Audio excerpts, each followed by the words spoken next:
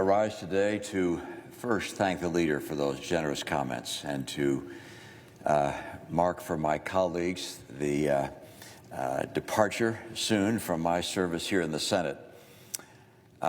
During my life, I have rarely been truly alone, maybe taking tests at school or running cross country or on my uncle's tractor cultivating corn.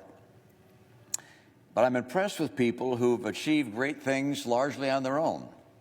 Washington commanding the Continental Army, Lincoln guiding the Civil War, Emerson in his laboratory, Edison rather in his laboratory. Not me. I have consistently been surrounded by others, usually smarter, often more experienced, always becoming friends. In business, I chose partners with skills that exceeded mine, proof of which has been their stunning success after I left. As governor, my team helped craft the health plan that insured nearly every citizen in Massachusetts. My wingman, Bob White, counseled me in business, the Olympics, and politics. My counselor, Beth Myers, advised and managed multiple campaigns and administrations. Spencer Zwick financed and helped guide almost every one of my endeavors. My Senate chiefs of staff, Matt Waldrop and Liz Johnson, built and brilliantly led an exceptional team, and with our policy directors, Chris Barkley and Stephen Newton, crafted and negotiated more legislation that became law than could possibly have been expected for a freshman senator. Mr. President, I ask unanimous consent that the names of my excellent current and former staff members be included in the record as submitted. Without objection. So my life's work has been a group affair. At its center is my wife, Ann. She is my most trusted advisor, my indefatigable ally, the love of my life for 54 married years. Our 5 sons are just as loyal and are the source of profound pride, joy, and 25 grandchildren. During my first months in the Senate, I was mostly on my own and thus mostly unproductive. And then Lisa Murkowski invited 5 Democrats to join with 5 Republicans in her home for takeout dinner. With COVID then active, we were spaced far apart, with windows open despite the winter cold.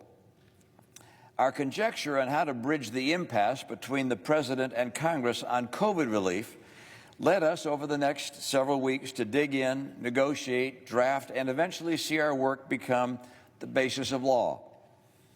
I was fortunate to also be a part of what this team worked on that followed: the Bipartisan Infrastructure Law, Electoral Count Act reform, gun safety legislation, marriage legislation that included religious protections. Our group was Rob Portman, Kirsten Sinema, Susan Collins, Joe Manchin, Mark Warner, John Tester, Bill Cassidy, Jeanne Shaheen, and Lisa Murkowski. We'd each come to Washington to enact law that would help people, and that's just what we did. We accomplished together what we could have never done alone. So I will leave this chamber with a sense of achievement, but in truth, I will also leave with the recognition that I did not achieve everything I had hoped. Among other things, the scourge of partisan politics has frustrated repeated efforts to stabilize our national debt.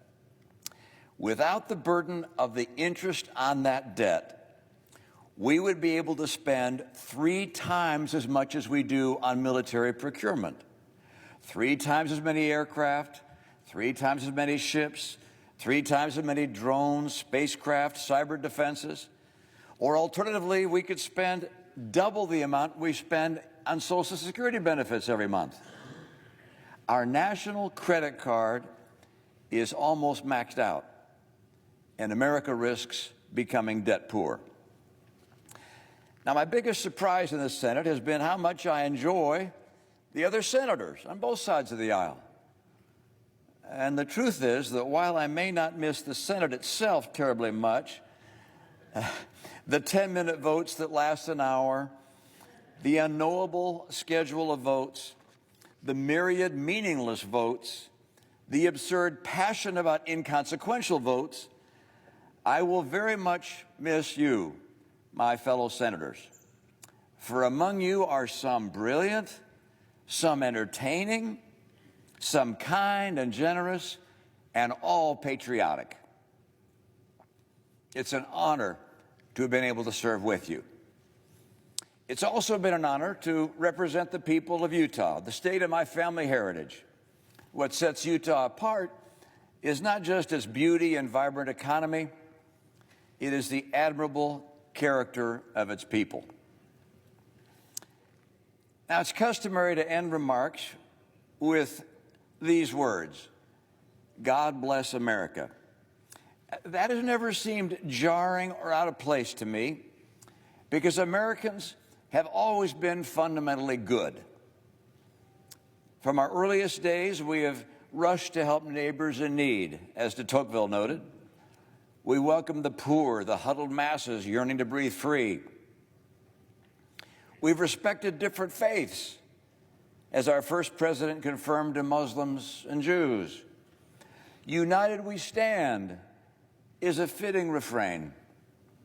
As the leader of the free world, our sons and daughters have fought time and again for liberty, and our treasure has buoyed freedom fighters around the globe. Like all people, we've made mistakes, some grievous, but often our mistakes have come from misguided understanding. God has blessed America because America is good. There are some today who would tear at our unity, who would replace love with hate, who deride our foundation of virtue, or who debase the values upon which the blessings of heaven depend. Now, I've been in public service for 25 years. I have learned that politics alone cannot measure up to the challenges we face. A country's character is a reflection not just of its elected officials, but also of its people. I leave Washington to return to be one among them and hope to be a voice of unity and virtue. For it is only if the American people merit his benevolence that God will continue to bless America. May he do so, is my prayer.